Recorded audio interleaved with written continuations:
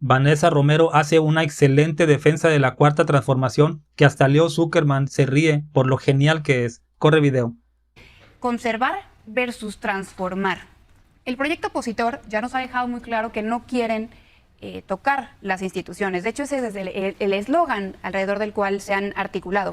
El INE no se toca, el Poder Judicial no se toca, Xochitl no se toca, los órganos constitucionalmente autónomos no se tocan. Y así con esa narrativa inclusive han armado sus marchas. Pero no se toca porque quieren conservar, porque lo ven como parte de un régimen de división de poderes. Correcto, pero ¿no? Vaya, esa es su propuesta. Sí. Por el lado del obradorismo es absolutamente lo contrario. Esta denominada cuarta transformación, pues por eso se llama a sí misma así.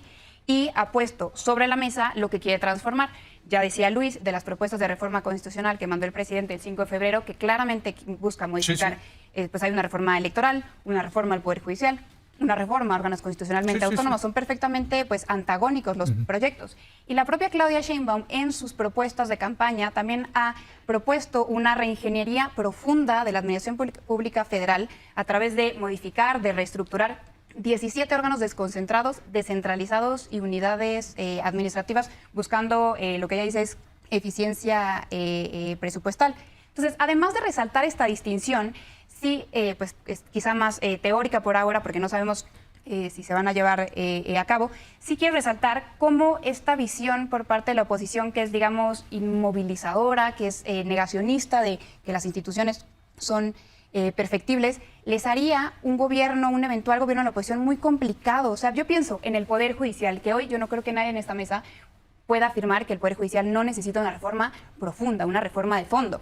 Quizá lo van a decir los ministros, lo van a decir los jueces, los abogados importantes que se benefician del Poder Judicial, pero el Poder Judicial necesita al menos la reforma que separa la cabeza de la Suprema Corte de Justicia de la Nación y del Consejo de la Judicatura. Sí, pero es muy diferente a elegir a los Correcto, pero lo que ellos ya dijeron es no solo que el Poder Judicial no se toca, sino que los jueces, los ministros, los magistrados son su base electoral. Ya les prometieron, no voy a tocar tu poder, no voy a tocar tus privilegios. No sé cómo van a lograr eso, la verdad es que le vendieron su alma al diablo. Esta fe de que el Estado puede transformarlo y si hay una buena persona que con buenas intenciones lo va a lograr, perdón, pero pues terminan en capitalismo de cuates y en ese tipo de cosas, corrupción. Así es. Y se habla mucho de este deseo de Morena de concentrar el poder como si ese fuera el fin en sí mismo, y ya hemos platicado ayer cómo ese no puede ser un fin en sí mismo, sino ese es el cómo para lograr el proyecto transformador, porque ¿para qué te sirve llegar al poder si después no puedes hacer nada? Pues que gobierne Cuadri, ¿no? Precisamente por eso necesitamos ver las propuestas de cada uno de los tres candidatos y decidir a quién le vamos a dar el poder, o transformador o en su caso conservador. Ahí también encontramos un matiz interesante de por qué nos debería interesar tener un Estado activo o un Estado más bien pasivo. En el tema del crecimiento económico, yo encuentro otro matiz en el crecimiento económico contra lo que el obradorismo llama prosperidad compartida. Sobre todo Claudia, específicamente. Específicamente. ¿No? La oposición de lo que habla es de traer mucha inversión, de abrir todos los sectores, todas las industrias a la inversión privada, de quitar cargas impositivas, cargas documentales, legales, regulatorias, a los de hasta arriba. Pues lo mismo de siempre que ya sabíamos, ¿no? La teoría del goteo, porque si llega dinero arriba, va a empezar a gotear hacia abajo y entonces se nos va a distribuir felizmente entre todos. Hoy sabemos que la economía no funciona exactamente así.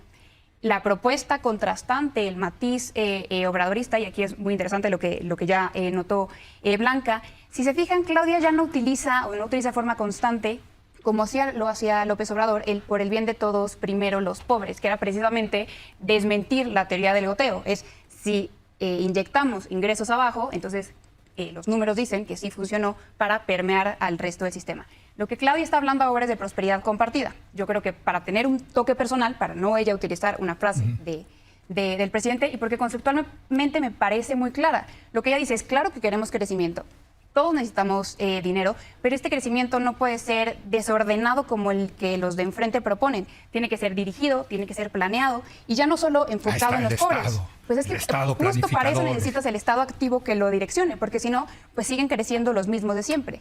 Y ella propone Por que cierto, no sea... han crecido los mismos que siempre en este país Sí, y con también- este gobierno. Y también se disminuyó la pobreza. Entonces, Y la desigualdad. Y la desigualdad. Entonces, lo que ella propone es no solo... Pero los de hasta veamos a la- arriba a los- a les los- ha También ido los de hasta arriba, súper bien. los análisis que ¿Te acuerdas, Leo, tú cómo se llamaba la política económica de Luis Echeverría y de José López Portillo? Desarrollo compartido. El desarrollo compartido. Nada más Sí, para que nos acordemos. y cómo terminó eso, ¿eh? Sí, cierto, ¿eh? Qué bueno. El desarrollo estabilizado, el desarrollo compartido. Remátala, Sí, querida Vanessa. uno de los cambios más importantes que produjo la gestión del gobierno de Andrés Manuel López Obrador, yo creo que fue cerrar la brecha entre gobernados y gobernante. La clase obrera, los trabajadores, los más pobres, hoy se sienten al fin representados y sienten que sus necesidades, en mayor o menor medida, están siendo pues satisfechas como no sucedía antes.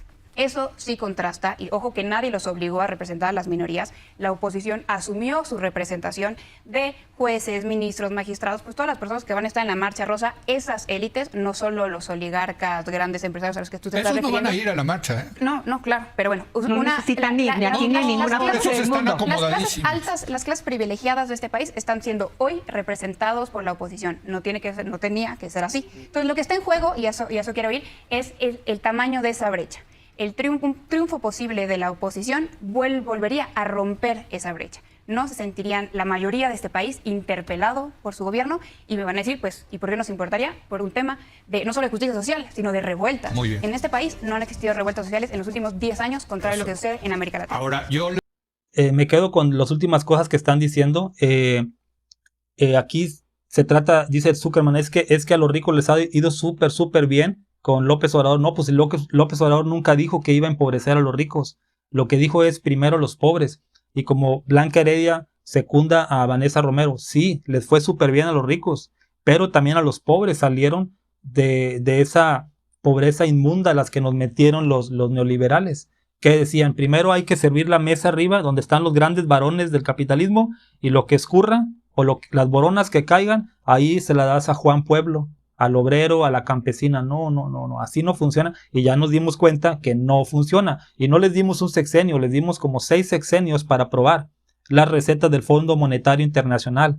El neoliberalismo es una peste, peor que la pandemia, porque a López Obrador le tocó el peor sexenio, el mejor presidente en el peor sexenio, guerra, crisis petroleras, la peor pandemia en los últimos 100 años, y aún así la gente le da la confianza. ¿Por qué?